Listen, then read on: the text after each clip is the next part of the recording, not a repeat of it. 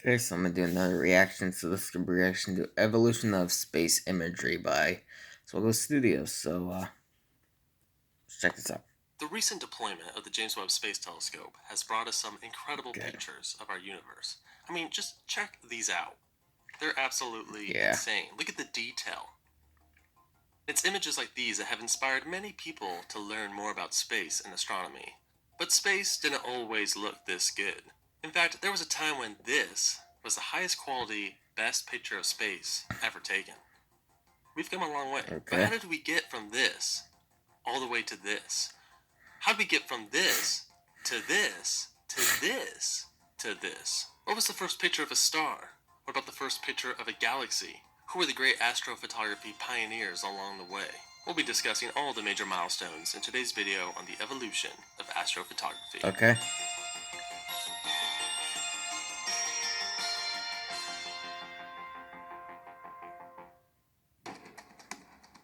Okay. Now, I want to start off talking about the days before cameras, the days before actual space photography. And we're going to start Okay. off way back in the year 35,000 BCE with this. A wolf bone. What? A wolf bone? That looks nothing like space, you say. Yeah, it But if you doesn't. take a closer look, you'll notice something interesting. It has 29 notches. And the lunar cycle is 29 days, therefore making this possibly the first depiction of space. This is known as the Limbombo bone, and it was discovered in the Okay. 1970s in the country of Eswatini. Now, it's unclear whether this bone actually represents the 29 days of the lunar cycle. It's all just speculation, but it could. We're going to move on to Who the year knows, dude? 2400 BCE in ancient Egypt with the winged sun. Many ancient civilizations, including the Mesopotamians and the Egyptians, viewed the sun as a deity, as a god, because, well, it's pretty crazy looking. If you've ever looked at the sun, it's pretty insane. They had Yeah, many don't different look at depictions it. of the sun, but one of these depictions is the winged sun found in Egypt. They figured, the sun moves in the sky. It must have wings. FYI, the No. sun does not have wings. We're taking a Exactly. major step with our next event. The oldest depiction of space found in Europe. The Nebra disk. The Nebra disk is believed to have been made circa 1600 BCE and is a very significant brass plate discovered in Germany featuring a crescent moon and either a full moon Looks like or a the face. sun. It also features some stars as well. In fact, this cluster of stars could represent the Pleiades, our first non-moon or sun astronomical object, an open cluster. Our next event on our evolution timeline is the year 14,040 CE. In his piece, The Crucifixion and Last Judgment, Jan van Eyck features a waning, phased moon showcasing actual dark spots. Like, what is that? Is that the Sea of Tranquility? Amazing, considering Eyck had no access to a telescope. Speaking of telescopes, Okay. we're moving on to the next chapter in our evolutionary timeline. Alright. Up. Okay. Telescopes, in case you didn't know, are instruments used to see objects that are far away more clearly. Their invention in 1608 was a major leap forward in space imagery. One of the earliest telescope users was none other than legendary astronomer Galileo Galilei. His observations led him to the discoveries of craters and mountains on the moon, the 4 moons around Jupiter, and of course, Saturn's rings. Let's specifically look at his sketch of Saturn in 1610. The telescope he used was pretty primitive, so he was unable to decipher Saturn's rings, but he definitely knew something was different. By 1616, Galileo had made many improvements to his telescope and was able to make out the actual ring shape around Saturn. With the advancements of telescopes also came advancements in astronomical sketches. And when it comes to high-quality deep space sketches, we must look to John Herschel, who was the son of Sir William Herschel, the man who discovered Uranus. But John Herschel is our first true astrophotography pioneer. Just check out this absolutely beautiful sketch of the Orion Nebula he did in 1837. When I show it in negative light, wow, like you can actually see the details of the Orion Nebula. Here's an actual modern photo of the Orion Nebula for comparison. Herschel had no idea that photography would be invented, and he figured, you know what? We gotta have an accurate depiction of these deep space objects, because what if they change? Like, what if they're, moving around? The peak pre-photography space image has to go to John Russell, an artist who spent over 20 years researching and painting the moon. Just check out his 1790 pastel painting. Look at the detail. Russell's work was so impressive that literally people to this day mistake it for an actual picture of the moon. It does look a By lot the like 1830s one. and 40s, photography began to enter the astronomy scene, which brings us to the next chapter, early astronomical photos.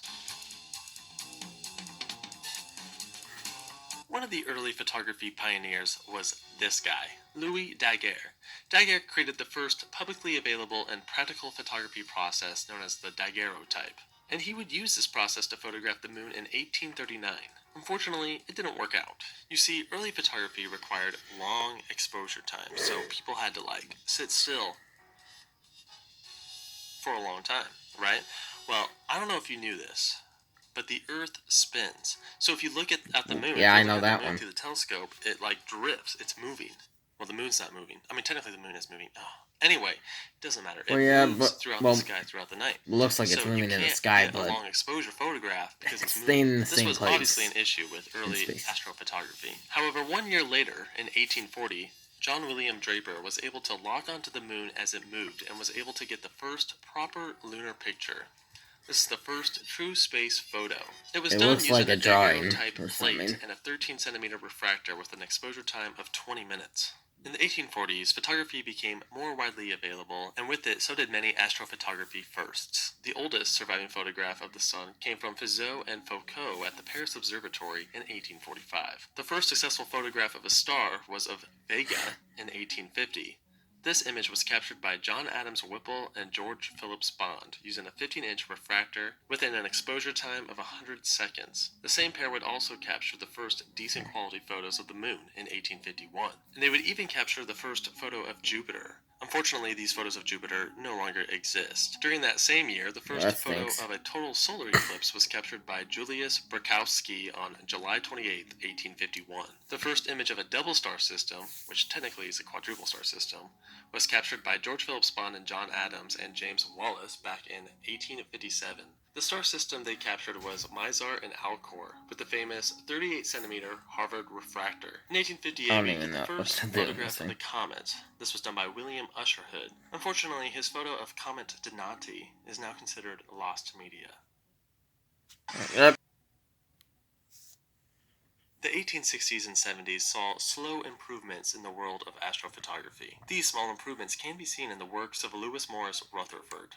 Rutherford was able to capture some amazing pieces of astrophotography, including photos of the moon, and the very first photo of a star cluster, the Pleiades, in 1864. Also worth mentioning is sunlight photography pioneer Warren de la Rue, who not only captured the first close-up photos of sunspots in 1861, but also took this iconic solar eclipse photo during the eclipse of 1860. Warren de la Rue captured this image using a solar photography device known as the Q photoheliograph. The device is now stored at a museum in London.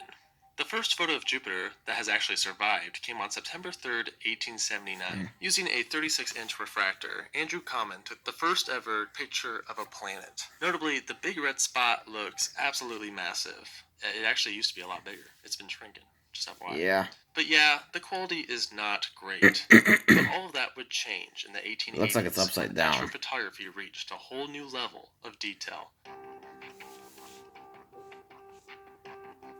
I want to start off Chapter 4 with our next astrophotography pioneer, Henry Draper, an American doctor and amateur astronomer who took this first photo of the Orion Nebula in 1880. And I know what you're thinking.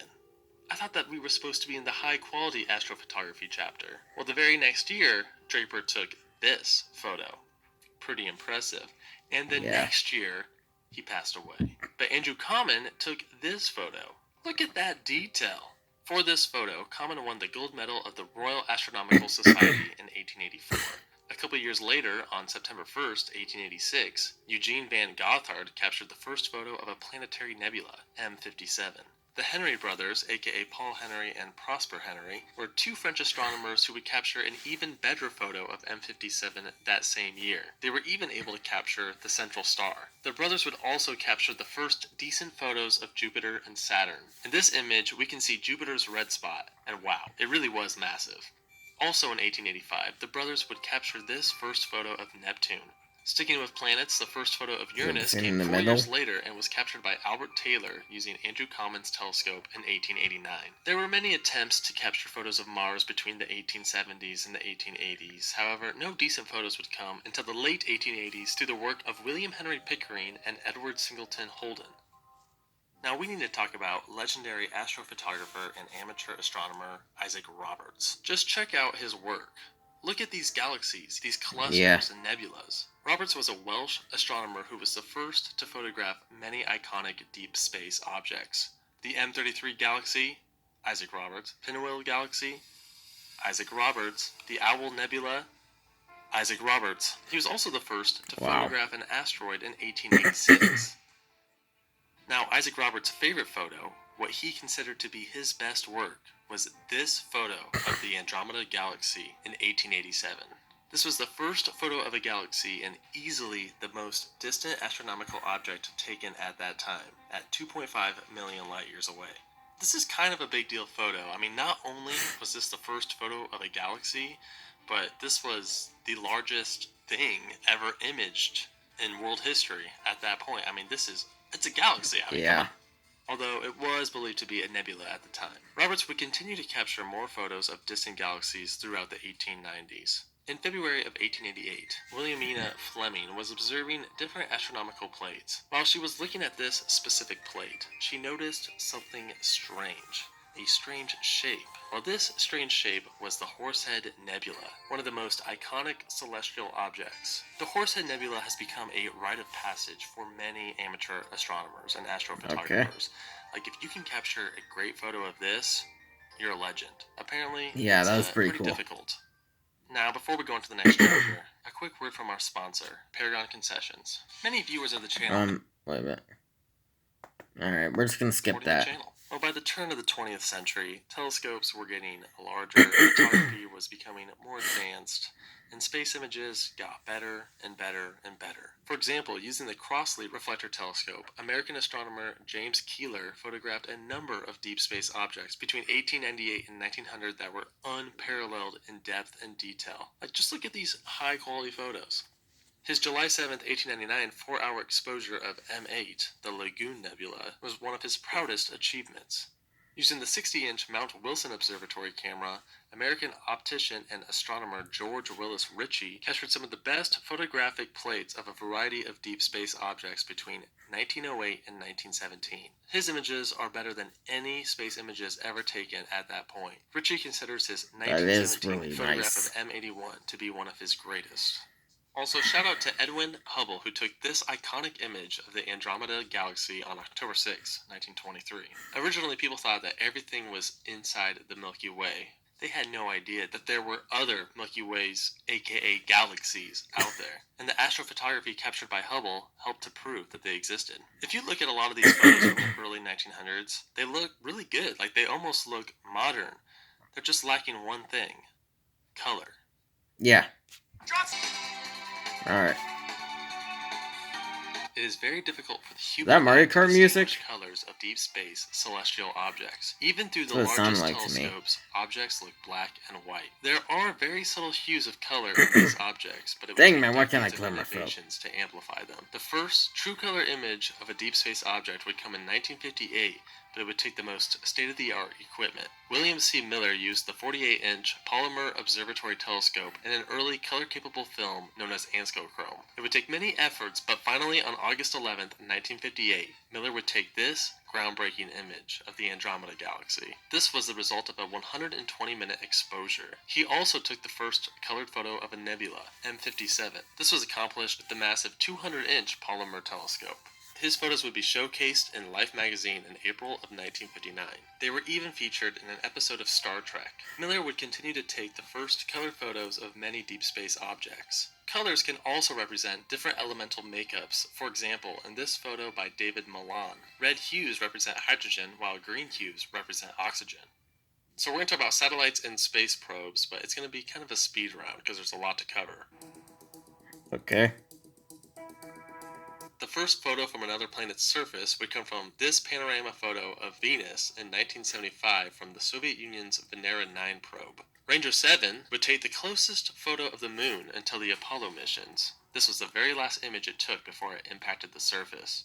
The first image of the The surface plus of sign Mars on would it. come from the Viking 1 lander on July 20th, 1976. The first detailed photo of another moon would be from the Mariner 9 probe in 1971 when it took these photos of Mars's moons Phobos and Deimos. Mariner 10 launched on November 3rd, 1973 and captured the very first up-close images of Venus and Mercury in 1974.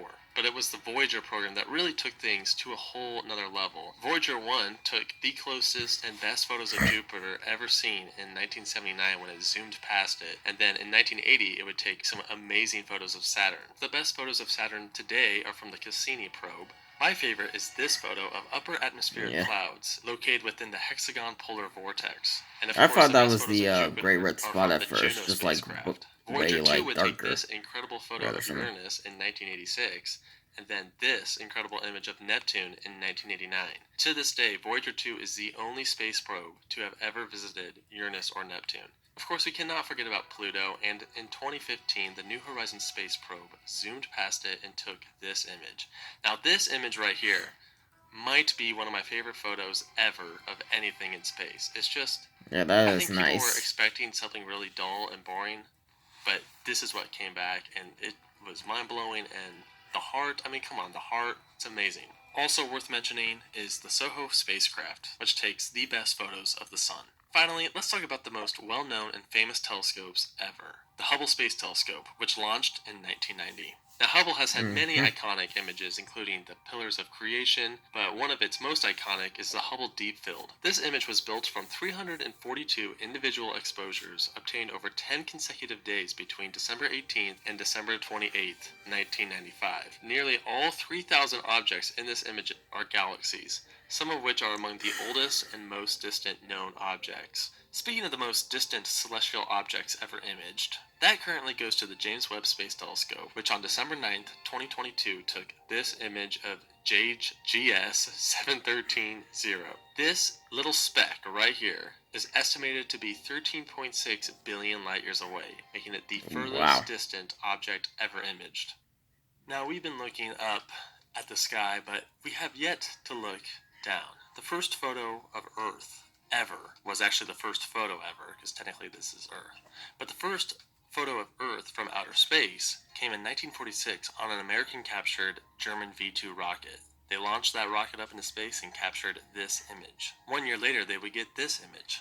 The first color image of Earth came on October 5th, 1954, with the Arrow B satellite. The first full disk pictures of Earth came on May 30th, 1966. And the first full disk, true color picture of Earth came on November 10th, 1967. And the classic blue marble image was captured on December 7th, 1972. This photo was captured by the astronauts on the Apollo 17 mission. Well, we have finally made it to the final chapter, modern-day astrophotography. The black hole. The first space photo from a digital camera was of course of the moon, and it came in 1974. This 100 by 100 pixel photo was taken by James R. Janesick at the American company Fairchild Imaging. It might not be the greatest photo, but it would represent the future of astrophotography and the revolution of the amateur astrophotographer that would come in the 90s. One such amateur astronomer well, this needs is to speed Robert up right now. Gentileer. He took many amazing pieces of astrophotography that would be featured in many different space-related magazines and publications. The Astronomy magazine called his photo on the Andromeda Galaxy the greatest piece of astrophotography captured in the past 30 years. The resolution of this image is 21,904 by 14,454, and it's from 2008. It took a 90-hour exposure time to create this image. In April 2004, the VLT, aka Very Large Telescope, captured what is thought to be the very first photo of an exoplanet, and it appears to be orbiting a brown dwarf about 230 light years away from Earth. Finally, I want to talk about this famous first image of a black hole, captured by the Event Horizon Telescope on April 10th, 2019. This image was the result of 3 different radio telescopes working together in what is known as a telescope array. Another image of the black hole at the center of our own Milky Way galaxy, aka Sagittarius A star, was captured 3 years later on March 12th, 2022. Well, that concludes I wonder our when they're video. gonna get an Thank you so image of much like for going on this journey Ton through 618 astrophotography history. I had a blast. or Phoenix It was A. a stellar time. It was out of this world. Thanks for watching. Yep. Alright, well, that's it for my reaction to Evolution of Space Imagery by Swegle Studios. So I hope you all enjoyed the reaction. The link to the original video will be in the description below if you'd like to check it out, and I'll see you guys next time.